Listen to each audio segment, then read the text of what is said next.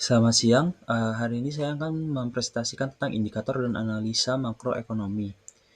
Untuk yang pertama ada pertumbuhan ekonomi. Em, saya akan mempresentasikan pertumbuhan makroekonomi pada negara Filipina dan Indonesia. Untuk perbandingannya sendiri, Filipina mencatat pertumbuhan produk domestik bruto atau PDB sebesar 5,7%, melampaui pertumbuhan ekonomi Indonesia yang hanya 3,7%. Hal ini disebabkan oleh pelonggaran mobilitas yang mempercepat pemulihan sektor F&B, pariwisata, dan jasa, yang dimana ini menyumbang 60% dari PDB negara Filipina, serta dukungan dari remitansi pekerja migran. Dan hal yang membuat pertumbuhan ekonomi dari Indonesia lebih lambat karena Indonesia sendiri lebih bergantung pada ekspor komoditas, di mana ekspor batu bara itu meningkat 200%, tetapi sektor jasa dan manufaktur itu belum pulih secara optimal. Dan kita langsung lanjut ke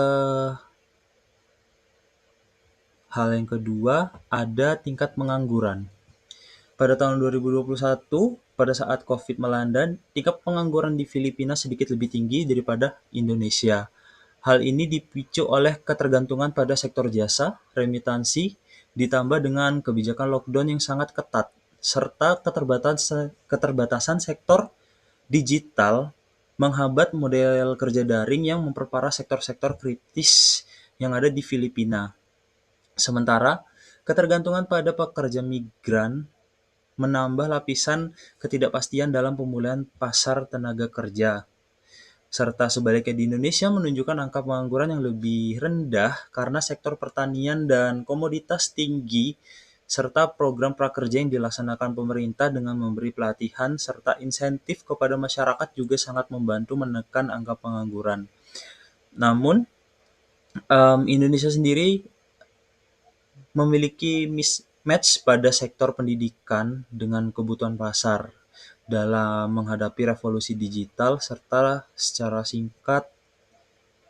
um, secara singkat kedua negara sebaiknya perlu meningkatkan pertumbuhan pada sektor digital, serta pada nilai tukar kurs terhadap US dollar. Dibandingkan dengan Filipina, Indonesia sendiri untuk pertukarannya masih lebih stabil terhadap dolar AS. Ini tuh didukung oleh cadangan devisa yang kuat serta kebijakan suku bunga yang mendukung arus modal asing. Serta Indonesia mendapat dorongan positif dari ekspor komoditas yang kuat seperti batu bara, nikel, dan minyak sawit, membuat fundamental ekonomi Indonesia lebih kuat dibandingkan Filipina yang mengandalkan jasa dan remitansi dari pekerja asing. Serta pada sektor pertanian, Indonesia berkontribusi 12,8%, menunjukkan sektor pertanian masih menjadi bagian penting dari perekonomian Indonesia, didukung oleh luas lahan pertanian yang besar dan beragam seperti kelapa sawit, karet, dan kopi. Serta sektor pertanian masih menjadi pekerjaan utama bagi penduduk Indonesia.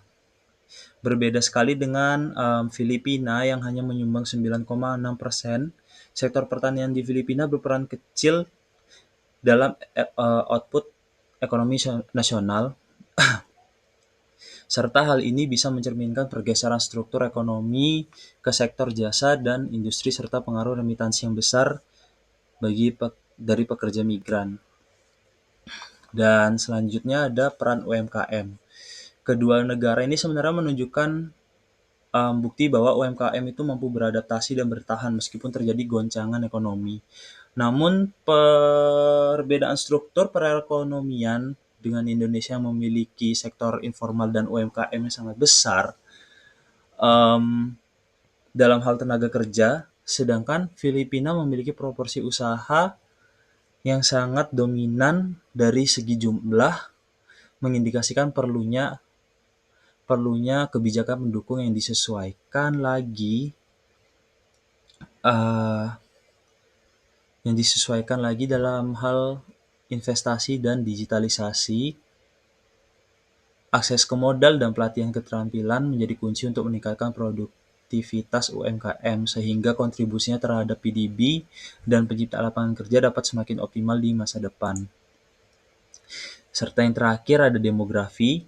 Kedua negara menunjukkan keuntungan bonus demografi yang sangat signifikan, namun lonjakan ini tuh bisa menjadi membawa dampak yang baik ataupun buruk bagi pertumbuhan ekonomi makro. Karena pada dasarnya ini bisa membawa